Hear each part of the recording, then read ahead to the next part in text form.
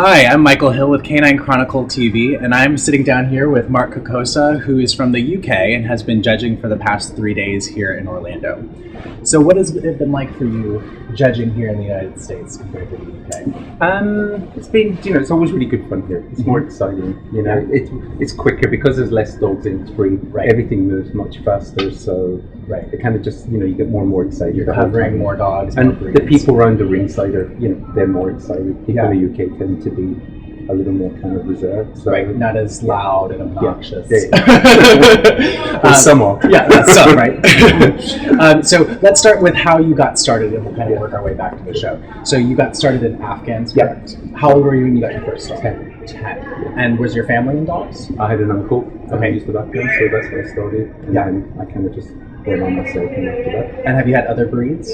Yep, so I had miniature wire dachshunds. I bred them champions, owned a couple of PBGB champions, Tibetan Terriers, and also one Messenger Cross. Oh, wow. French Bulldog. Okay. And some IBD hounds. Okay. And what do you have now? One French Bulldog. Oh, that's it. The least grooming of all of them.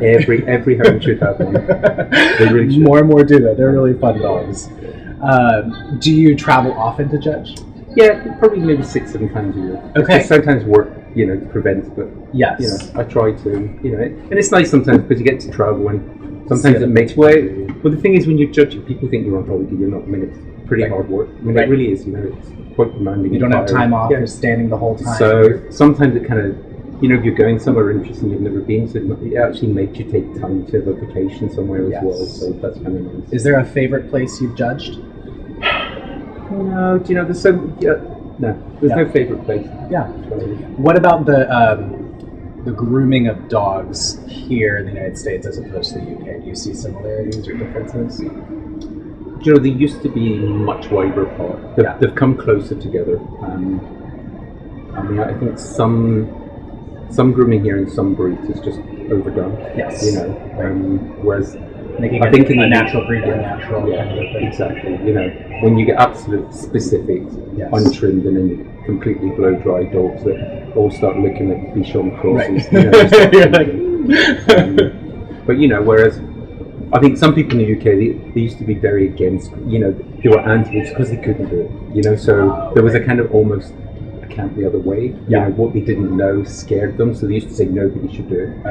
Whereas now that kind of divides come a little closer together, so it's more. So the people that are good there, it's a kind of more natural finish sometimes. And don't get me wrong, we've got the best groomers in the world here, and the right breeds. But it's just some breeds I wish they would look better. The dogs would actually look better. Yeah, less is more kind of a thing. Got it. Is there any kind of pet peeves you have when judging that for exhibitors that you might come across? Sometimes you just wish to pay attention, exhibitors. Some of them, you just think, how do you get through a day in life? They've got one dog, they're standing lost, their ring's been called, and you're waiting, and it's but nothing annoys me. Provided people are kind to the dogs. Yeah. My biggest pet hate is judging dogs in poor condition. Yeah. Okay, that I hate. It's like I do this because I love dogs. Yeah. And when you come and you just think, you can only smell them, and there's no muscle on them, there's no body condition mentally. It just that kind of like somebody really not invested. It just really upsets me. You just think, why have you got this dog? You can't even care for it. You might be, and you want to bring it to a dog show. Exactly. Yes, exactly. But that's my biggest pet hate. Yeah, condition is most important, right? When you're judging breeds that have a difference in the standard for the FCI versus AKC, is it ever difficult to kind of like keep that apart? No, I mean we also have our own standards in the UK, so there's kind of three really. No, it's just it's remembering sometimes. Sure, but I mean to be honest, most breeds the variances are very slight. There's sometimes it's maybe a colour thing or something. Details. So you just need to remember that when you go places. But the minutiae sometimes. It's wording more than anything, right? And the same basic structure and the 9 points are going to still be there. It's kind of the way people interpret wording in one country to the other. Yes, but I mean, in most breeds, the best dog will win in every country, regardless of different words and standards. There shouldn't be a big difference. Right. Is there a specific breed that you maybe enjoy judging the most? Yeah, I mean, I love judging with bitches especially. Yeah. There's always, no matter where you go in the world, there's that quality that just shines through. There's just, And it's a beautiful breed. It's elegant and outline. and it's just amazing. No matter where you go in the world, there's always something. And it's like, they just seem to have like clever breeders all over the world that just can produce these beautiful bitches. Yeah, absolutely. And they're always fun to judge and go places and anywhere because you can just always be kind of sure that you're going to find rely something. that there's going to be something beautiful. But this breeds of Afghans and poodles, are just, they're the best show dogs. They're not always great, So, but when you get a great one or a few great ones, I mean, I did both Afghans and standard poodles on Tuesday. Yeah. So that was so exciting because they're really worth some world class dogs there. And a show that's this big with those dogs with a big entry from all over.